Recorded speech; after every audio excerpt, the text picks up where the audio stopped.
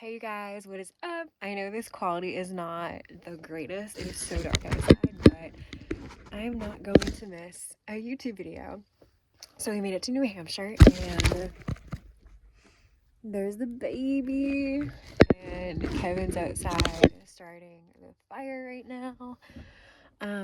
But I wanted to come on, and this is probably gonna be short because I'm gonna go make tea and get some food ready real quick. But I wanted to come on and talk about something that I'm experiencing getting back into the entrepreneurial world and the whole thing that goes along with that, which a lot of people might know, a lot of people might not know, but imposter syndrome. Imposter syndrome is when you are doing something and you don't feel like you're good enough, you don't feel like you're worthy enough, and you ask yourself questions like, why me? Like, why should I be doing this? Like, I'm not good enough to be teaching this. I'm not good enough to be telling others how to do X, Y, and Z. And I was experiencing that a lot in the past couple of days, getting on here and doing YouTube videos. It's not easy because you're coming on here, you're being very, very vulnerable. You're talking about things that you pretty much only tell your best friends. And yeah, imposter syndrome is a real thing for anybody who is getting into the entrepreneurial world. And also, if you're starting a new job, if you're taking on a new position, some imposter syndrome can hit you there as well.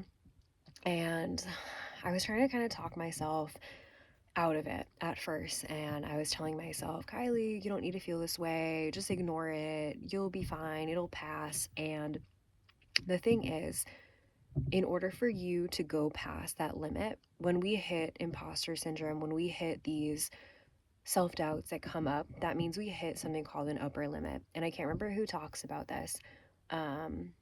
Maybe it's Ed Millett. I can't remember.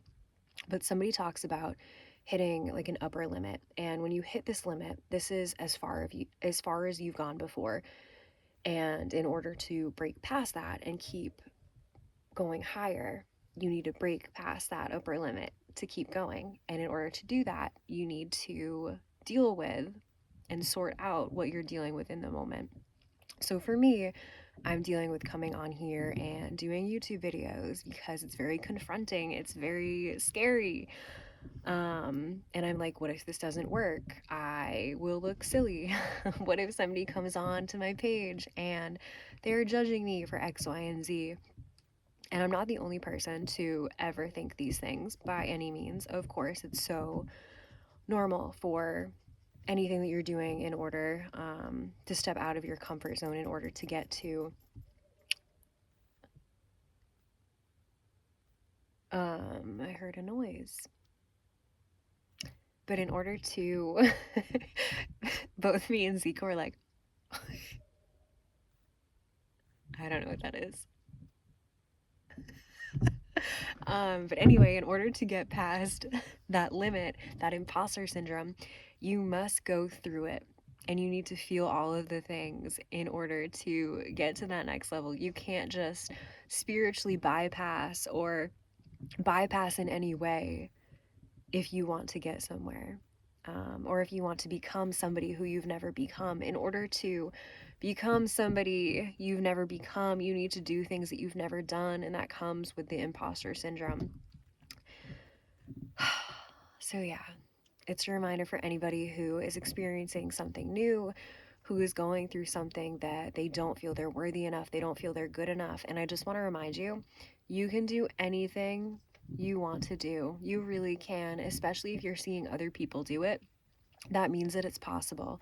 And if your heart is telling you that you want to do it, if you have a calling, if you're feeling so called to it, if you think that it's your soul's purpose, then it is. Then it is. And you need to follow that. And in the moments that you feel like you're not good enough and you're not worthy enough, it happens to all of us. And just know that you are. Just know that you are. I'm talking to a couple of my friends the past couple of days, and they want to start businesses, they want to start podcasts. And one of my friends was talking about like not feeling worthy enough and not feeling good enough. And it's so crazy for me to hear her say that because I know she's so worthy of doing all the things that she desires to do. And it's so easy for us to look at people and see their potential and see what they're really great at.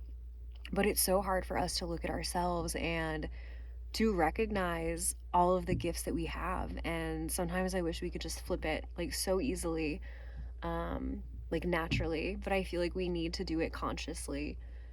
Like we need to be conscious when we have imposter syndrome and we have all of these self-doubts, and it is possible to flip all of the thoughts and like rewire them, but it takes time. It really does, especially if you have grown up and you've been telling yourself and other people have been telling you to stay in your lane or you're only good at something specific. It takes a lot to really believe in yourself after you've been conditioned and pretty much brainwashed to think in certain ways, and for you to go out of your comfort zone. It's going to be uncomfortable and things are going to come to the surface, and they're not all going to be fun. Those are going to be some hefty things that you need to go through and deal with before you can move on to the next step. So